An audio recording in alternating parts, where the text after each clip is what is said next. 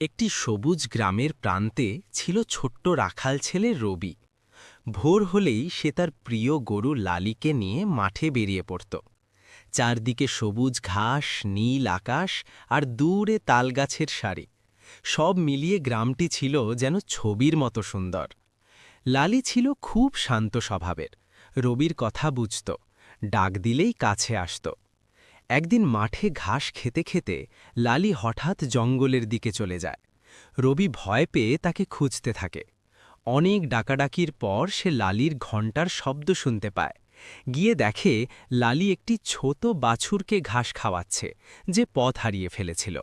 রবি বাছুরটিকে কোলে তুলে গ্রামের লোকদের খবর দেয়। সবাই মিলে বাছুরটিকে তার মায়ের কাছে ফিরিয়ে দেয়। সেদিন থেকে গ্রামের সবাই বুঝে গেল, মানুষ আর পশুর ভালোবাসা আর দায়িত্ববোধই গ্রামের আসল সম্পদ।